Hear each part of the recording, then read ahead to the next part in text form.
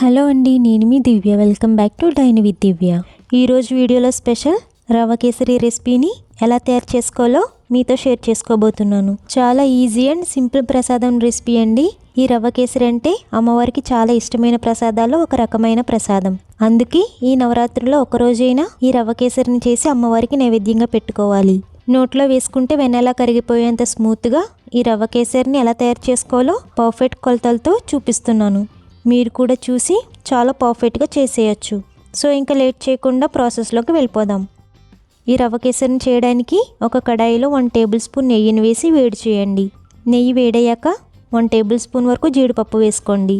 Next 1 table spoon వరకు కిస్మిస్లను వేసి లో ఫ్లేమ్లో గోల్డెన్ కలర్లోకి వచ్చే వరకు వేయించుకోవాలి.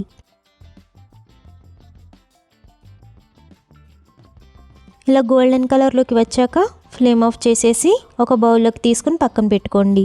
ఇప్పుడు అదే కడాయిలో 1 కప్పు వరకు బొంబాయి రవ్వను వేసుకుని లో ఫ్లేమ్లో 5 నుంచి 10 నిమిషాల పాటు వేయించుకోవాలి. కడాయిలో ముందుగా వేసిన నెయ్యి ఉంది కాబట్టి నేను మళ్ళీ ఎక్స్ట్రాగా యాడ్ చేయట్లేదండి. ఆ నెయ్యిలోనే ఈ సూజీని వేయిస్తున్నాను. ఇలా రవ్వని నేతిలో వేయిస్తే టేస్టీగా కమ్మగా ఉంటుంది. చూడండి, సూజీ వేగి ఇలా లైట్గా కలర్ చేంజ్ అయ్యాక ఫ్లేమ్ ఆఫ్ చేసేసి ఈ రవ్వని ఒక ప్లేట్లోకి ట్రాన్స్ఫర్ చేసుకుని పక్కన పెట్టుకోండి. ఇప్పుడు మళ్ళీ అదే కడాయిలో 3 కప్పుల వరకు వాటర్ని వేసుకుని హై ఫ్లేమ్లో మరగనివ్వండి. మనం తీసుకున్న 1 కప్పు సూజీకి అదే కప్పుతో 3 కప్పుల వరకు వాటర్ని వేసుకోవాలి.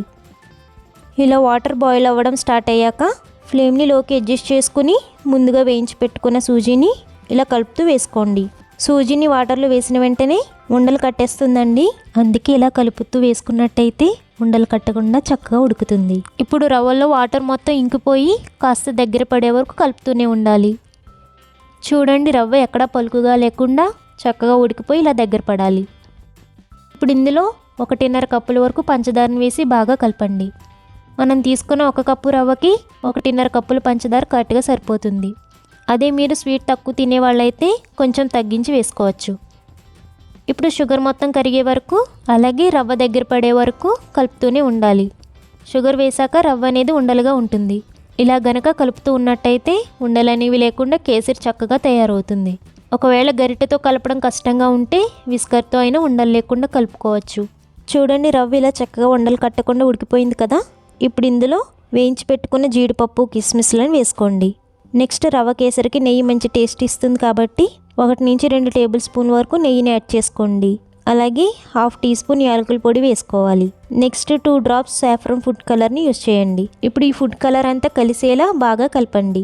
ఇక్కడ నేను లిక్విడ్ ఫుడ్ కలర్ని యూస్ చేస్తున్నానండి. ఈ ఫుడ్ కలర్ అనేది ఆప్షనల్ అండి. మీ దగ్గర ఉంటే వేసుకోండి, లేదంటే స్కిప్ చేసేయచ్చు. ఈ రవ్వని మరీ చిక్కగా ఉడకనివ్వకూడదు. ఈ కన్సిస్టెన్సీలో కొంచెం జారుగా ఉండేలా చూసుకోండి. ఈ స్టేజ్లో ఫ్లేమ్ ఆఫ్ చేసేసి ఈ రవ్వ కేసరిని ఒక బౌల్లోకి ట్రాన్స్ఫర్ చేసుకోండి. చూసారు కదా రవ్వ కేసరి ఎంత పర్ఫెక్ట్గా వచ్చిందో. అంతే అండి, ఈజీగా రవ్వ కేసరి ప్రసాదం రెడీ అయిపోయింది. ఇలా ప్రిపేర్ చేసుకున్న రవ్వ కేసరిని ఈ నవరాత్రిలో 9వ రోజున అమ్మవారికి నైవేద్యంగా చేసి సమర్పించండి. ఈ రవ్వ కేసరిని నవరాత్రికనే కాకుండా ఏ పండగకైనా చేసుకోవచ్చు. అంతేకాకుండా ఇంట్లో ఏ చిన్న ఫంక్షన్స్ వచ్చినా చాలా ఈజీగా నిమిషాల్లో పర్ఫెక్ట్గా చేసేసుకోవచ్చు. సో ఫ్రెండ్స్, మీరు కూడా డెఫినెట్గా ఈ రవ్వ కేసరి ప్రసాదాన్ని ఒకసారి ట్రై చేయండి. రెసిపీ నచ్చితే ఒక లైక్ చేసి మన ఛానల్ సబ్స్క్రైబ్ చేసుకోండి. Thank you for watching.